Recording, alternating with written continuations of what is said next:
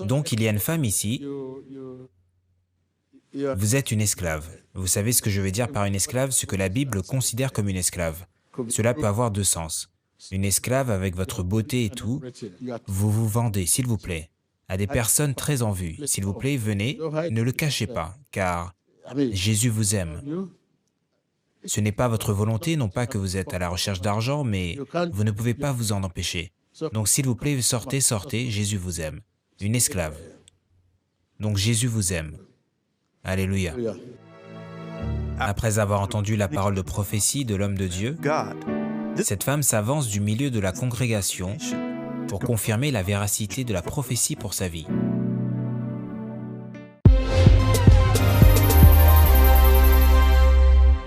Je m'appelle Patricia Apollo, je viens de l'État de Delta, et la semaine dernière, lorsque je suis venu dans cette église, l'homme de Dieu a prophétisé disant qu'il y avait une femme ici, c'était une esclave, elle se vend, et je savais que c'était moi, car lorsque j'étais assise, je priais et je versais des larmes, demandant à Dieu de me localiser.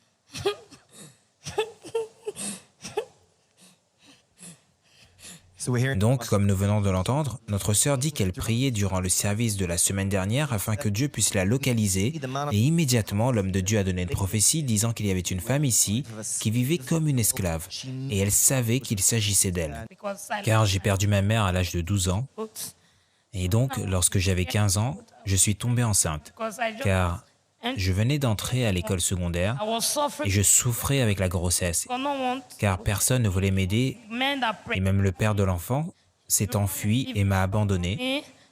Et j'allais d'un endroit à l'autre avec cette grossesse et j'avais l'habitude de dormir à l'arrière d'un hôtel dans cet état de grossesse jusqu'à ce que ma belle-mère m'appelle afin que je puisse venir vivre chez elle et je suis allé et je vivais là-bas.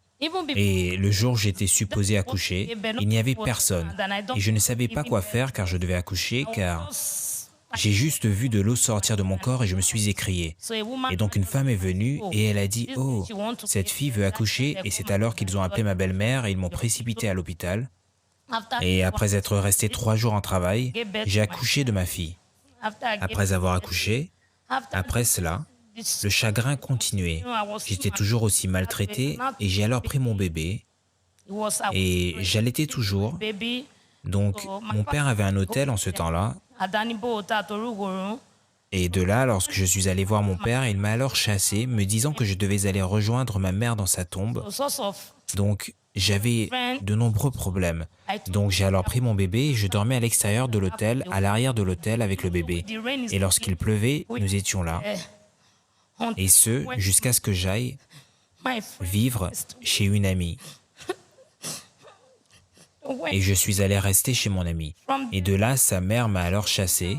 Et c'est alors que je suis allé chez ma belle-mère et je lui ai dit « S'il te plaît, ce bébé a suffisamment grandi, maintenant elle commence à se déplacer et je voudrais arrêter d'allaiter afin que je puisse essayer de m'en sortir. » Et elle a dit non. Donc, je me suis mise en colère. Et j'ai juste déposé le bébé et je me suis enfui. Donc, lorsque je me suis enfui avec l'une de mes amies. Donc, afin que ce soit clair, où êtes-vous allé exactement pour déposer ce bébé? Je l'ai déposé à la maison avec ma belle-mère. Et depuis combien de temps maintenant n'avez-vous pas vu ou eu des nouvelles de cet enfant? Mon enfant maintenant a 17 ans et aura bientôt 18 ans. Et vous ne l'avez pas vu depuis? Non, je ne l'ai pas vu depuis ce jour-là. Donc, lorsque j'ai déposé mon enfant, c'est alors qu'une amie à moi m'a dit, car j'avais commencé une activité en tant que vendeuse à Lagos, et en revenant dans l'état du Delta, je continuais cette même activité de vendeuse, mais ils ne me payaient pas, ils me maltraitaient. Donc j'ai fait la rencontre d'une amie avec laquelle je suis allé à l'école primaire, et elle m'a dit, Patricia, allons en Europe, car si nous allons en Europe, cette activité que tu fais en tant que vendeuse, si tu la fais là-bas, tu auras de l'argent, peut-être qu'ils te paieront $50, $100, et moi je ne connaissais pas trop les dollars en ce temps, donc lorsque j'ai entendu des dollars, j'ai été vraiment emballé. Donc, lorsque je suis arrivé, je me suis retrouvé dans un pays qu'ils appelaient Togo.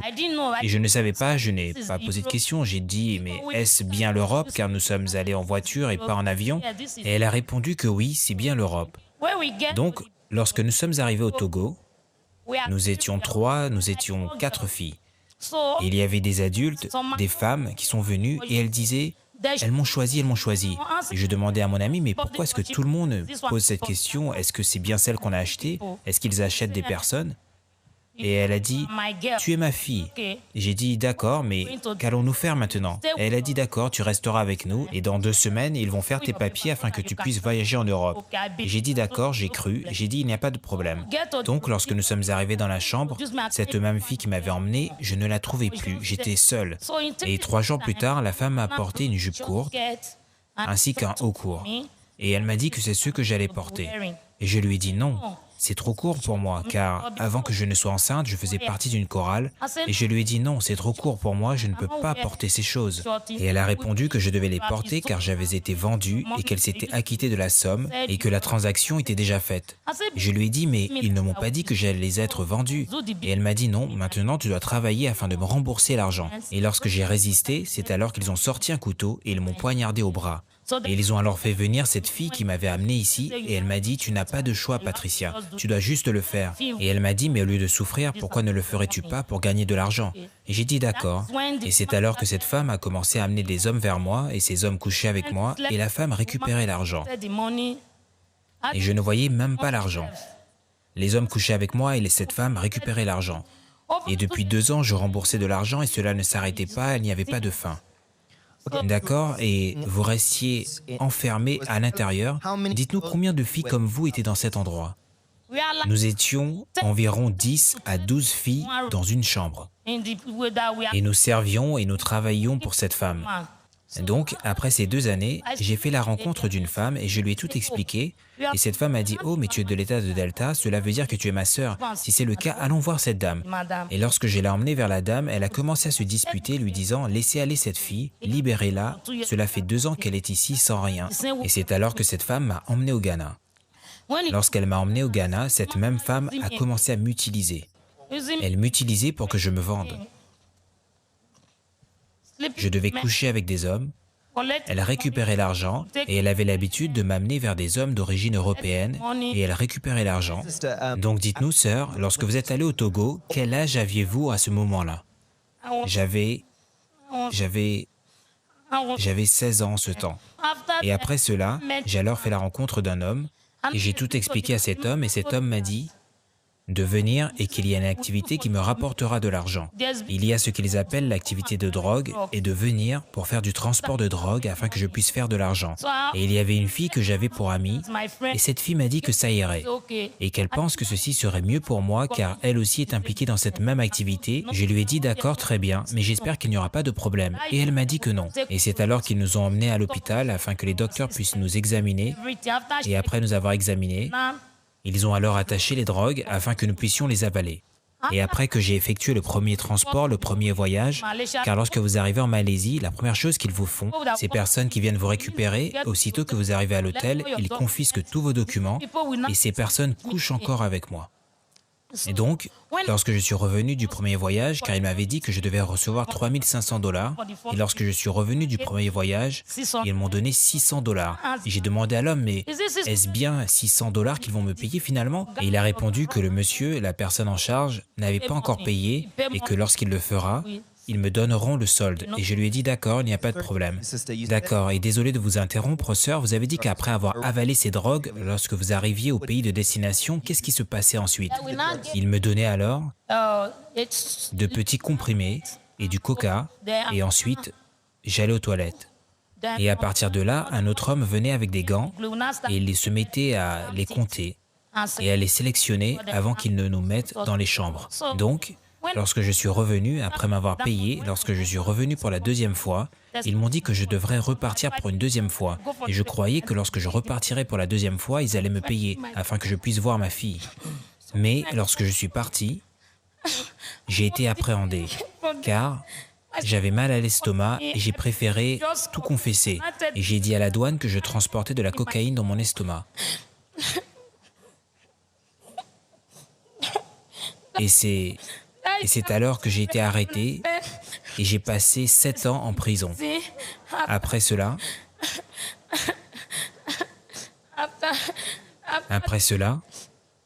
Cet homme d'origine européenne est venu à la prison et il m'a dit que je ne devrais mentionner aucun nom afin qu'il puisse venir me libérer. Et j'ai dit d'accord.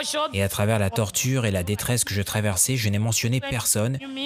Il m'interrogeait, il me questionnait et je n'ai mentionné personne jusqu'à la 7e année, car ils avaient dit que je devais être pendu à mort. Mais j'ai survécu.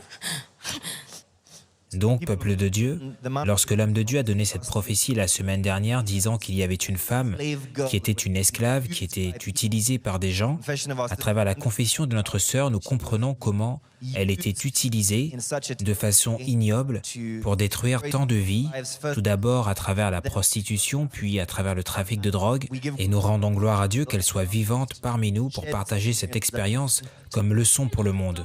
Lorsque je suis revenu au Ghana, ce même individu, cet homme, je suis allé le voir et il m'a donné 200 $ me disant que je devrais repartir dans mon pays.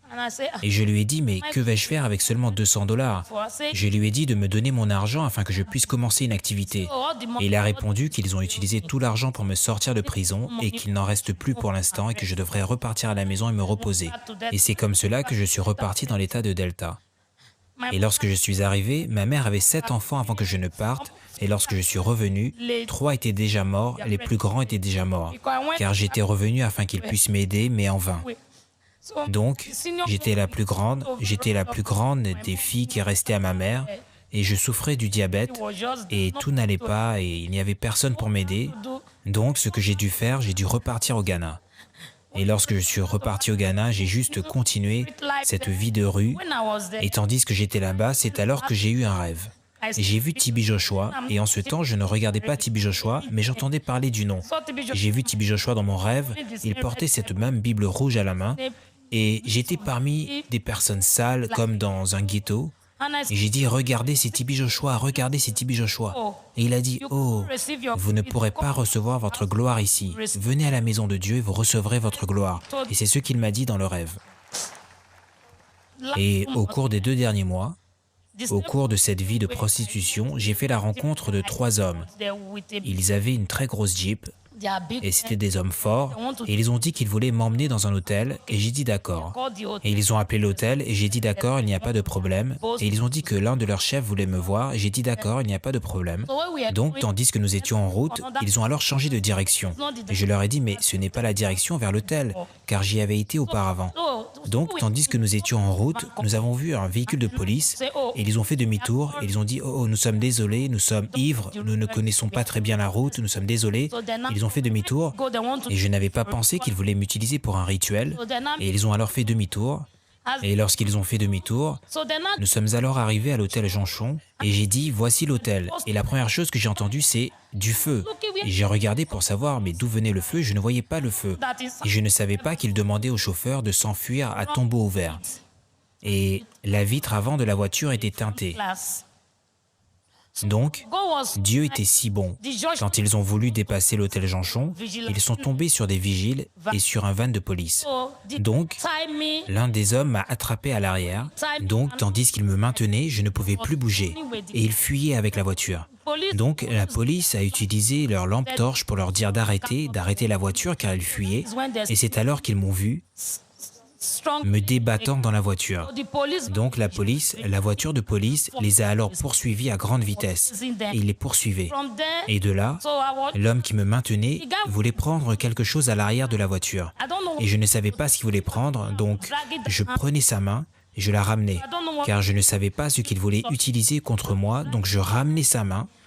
Et c'est alors que j'ai vu la voiture de police qui arrivait à grande vitesse et ils m'ont alors jeté sur le pont et c'est à ce moment que j'ai cogné ma tête.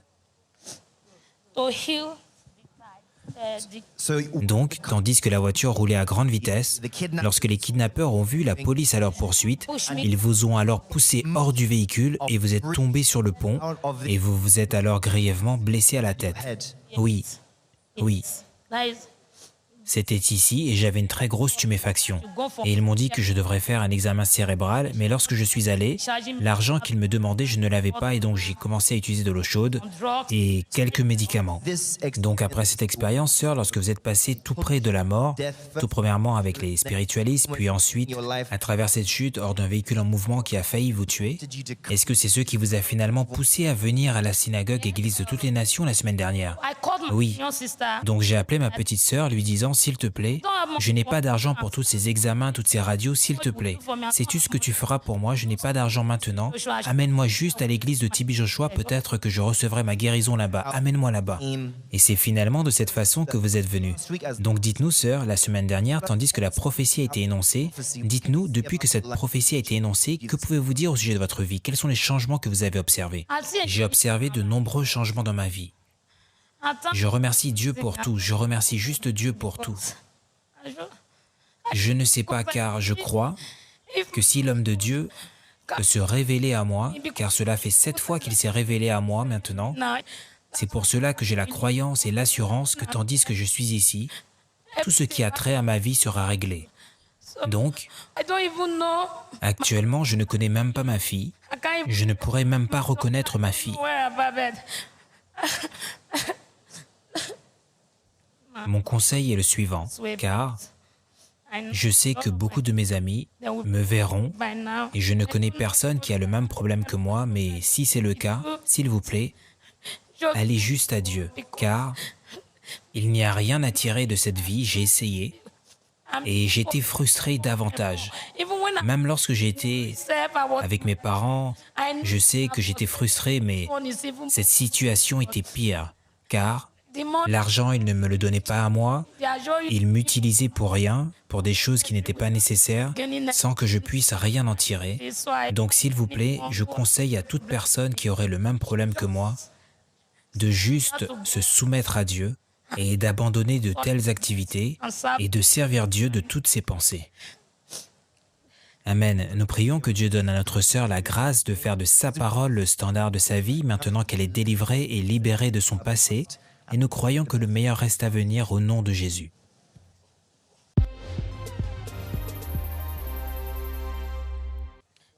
Je m'appelle Patricia, je viens de l'État de Delta. Je suis cette femme au sujet duquel l'homme de Dieu a prophétisé il y a 2 semaines, disant qu'il y avait une femme esclave tandis que j'étais assise et je suis alors sortie des rangs car je savais qu'il s'adressait à moi. Car je savais qu'il s'adressait à moi et je suis donc sortie.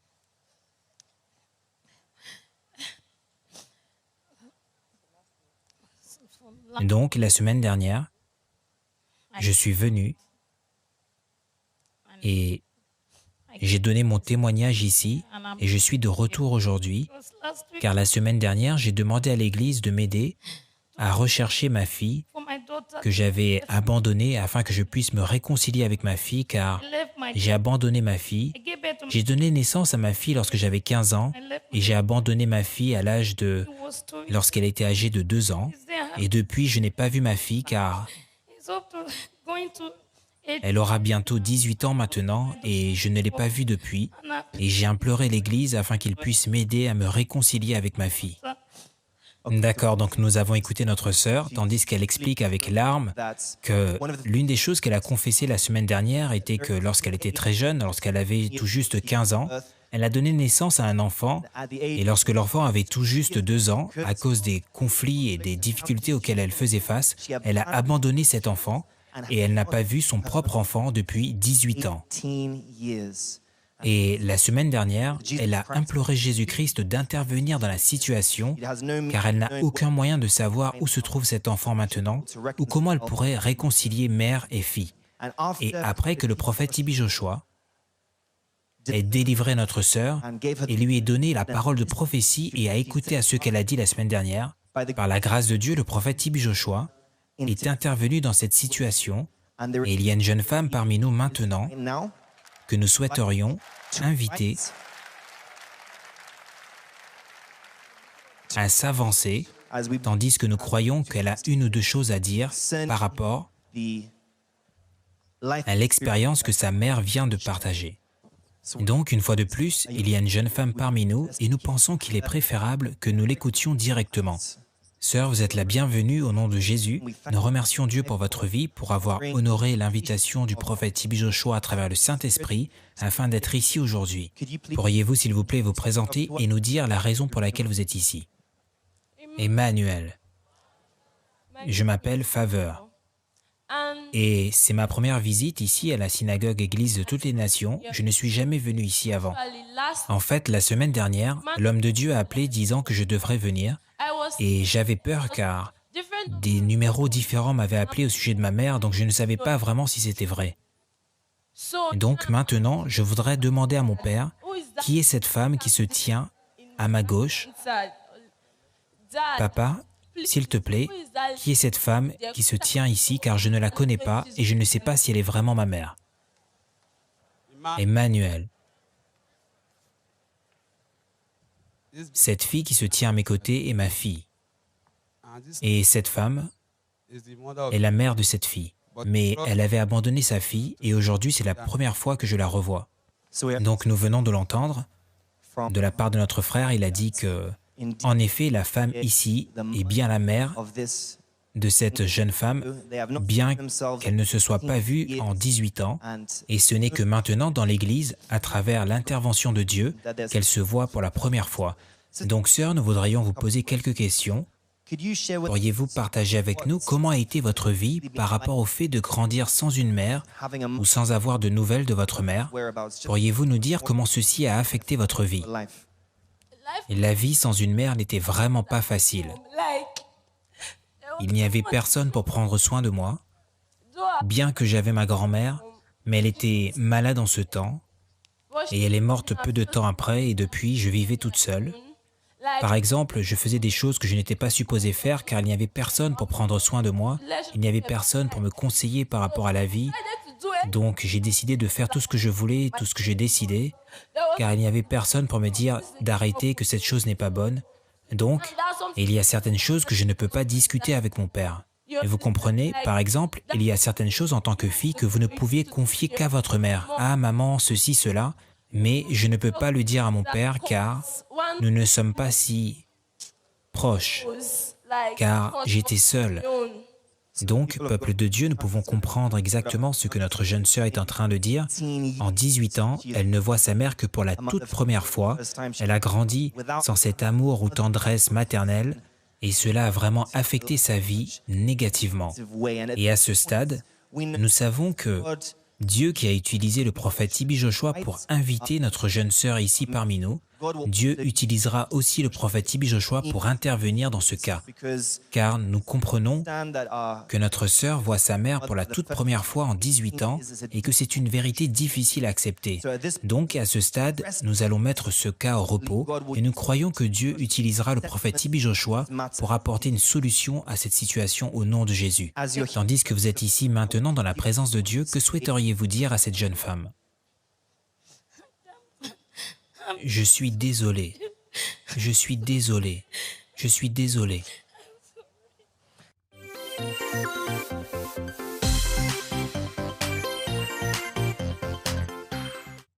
Dieu a utilisé le prophète T.B. Joshua pour réconcilier cette famille et enlever la barrière qui les séparait. Écoutons-les.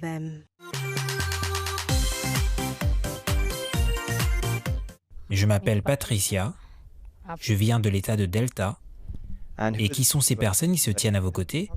D'accord, donc la jeune femme qui se tient à mes côtés est ma fille, et l'homme à ses côtés est le père de ma fille.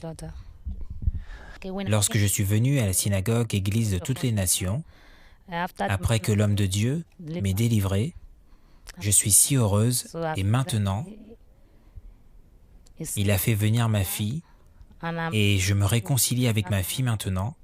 Et je suis si heureuse. Merci, Emmanuel. Merci aux partenaires d'Emmanuel TV. Je suis si heureuse. Merci Jésus. Donc vous voulez dire que Dieu a utilisé le prophète pour vous réconcilier avec votre fille. Et comment est votre relation maintenant avec votre fille depuis que vous êtes venu à l'église? Depuis que je suis venu à l'église, je suis si heureuse. Ma relation avec ma fille, je suis si heureuse. Tout va bien. Nous sommes ensemble maintenant. Nous rions ensemble. Je suis si heureuse. Et que voudriez-vous dire à votre fille maintenant que Dieu a utilisé l'homme de Dieu pour vous réconcilier après 18 ans de séparation? D'accord. Ce que je voudrais dire à ma fille, le fait que Dieu nous ait réunis ensemble, je suis si heureuse. Et je suis vraiment désolée pour tout, d'avoir abandonné ma fille, de m'être enfuie de ma fille à cause de la situation, de la vie. Maintenant, quel est votre plan par rapport à l'étape suivante? Je suis si heureuse maintenant d'être avec ma fille et je sais que j'élèverai ma fille selon les voies de Dieu et que nous vivrons selon les voies de Dieu, ensemble, comme une famille heureuse, mère et fille. Merci Jésus-Christ, nous donnons toute la gloire à Dieu. Nous allons maintenant écouter à votre fille. Je m'appelle Faveur et je viens de l'État de Delta. Et que pouvez-vous dire par rapport à ce que Dieu a fait pour vous depuis votre arrivée à la synagogue Église de toutes les nations? Je suis très heureuse. Que toute la gloire soit à Dieu, car cela faisait 18 ans que je n'avais pas vu ma mère. Je suis très heureuse de la voir et je remercie le prophète TB Joshua d'avoir fait en sorte que je puisse voir ma mère. Je l'ai acceptée comme ma mère et jusqu'à maintenant, je suis très heureuse de la voir. Je remercie Dieu. Et je l'ai pardonnée pour tout ce qu'elle a fait et je suis heureuse de la voir. Merci Jésus-Christ. Donc Dieu a utilisé le prophète TB Joshua pour vous réconcilier avec votre mère. Quel est l'état de votre relation avec votre mère depuis ces quelques jours que vous êtes dans l'église? Je suis très heureuse d'être avec ma mère. Maintenant, je peux ressentir l'amour d'une mère. Je l'aime. Merci Jésus-Christ, c'est merveilleux. Nous remercions Dieu que Dieu ait utilisé le ministère pour vous réconcilier. Quelle décision voulez-vous prendre par rapport à la façon dont vous allez vivre avec votre mère tandis que vous repartez de l'église? Nous vivrons selon les voies de Dieu, nous prierons et nous ferons toujours les choses de Dieu et nous ne repartirons pas aux choses du monde.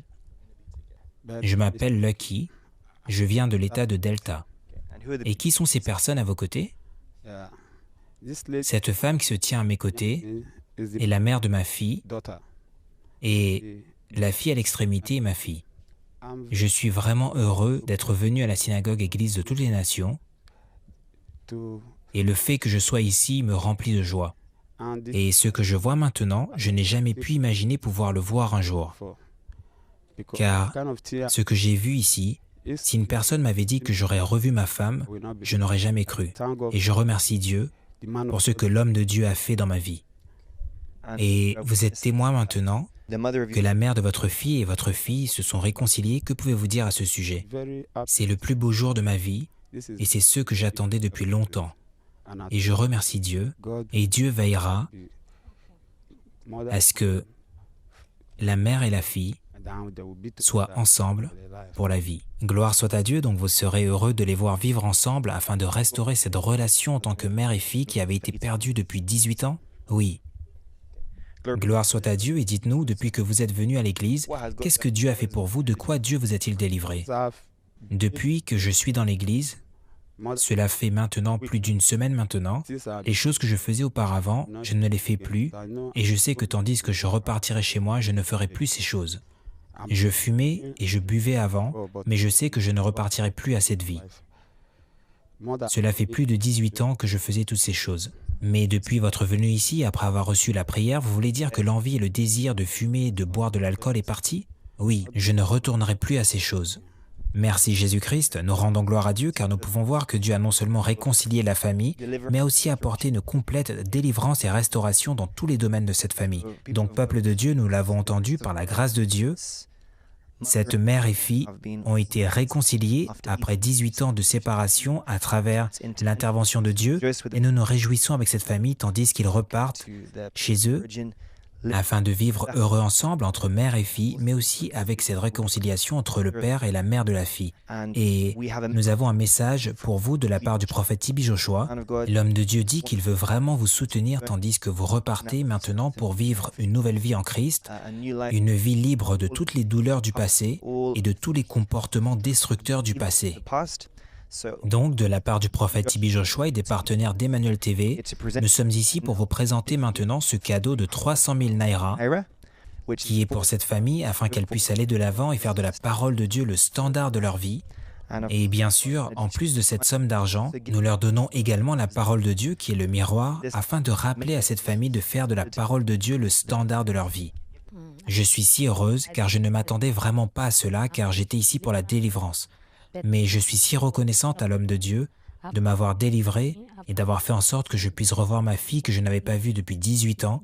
Il m'a aussi béni avec cette somme d'argent afin que je puisse commencer ma vie avec ma fille, ma famille, afin que je sois heureuse à nouveau et que je ne reparte pas à cette vie. Je suis si heureuse. Merci Jésus. Merci prophète Tibi Joshua. Merci Jésus. Emmanuel, je ne sais vraiment pas quoi dire, mais que toute la gloire soit à Dieu. Et merci au prophète Tibi Joshua, je suis vraiment reconnaissante, car je ne m'attendais jamais à ces choses. L'homme de Dieu est si gentil, si bon. Merci prophète Tibi Joshua. Et nous voulons vraiment vous encourager d'aller de l'avant et de faire de la parole de Dieu le standard de votre vie, et nous croyons que vous reviendrez avec de merveilleux témoignages au nom de Jésus. Merci Jésus.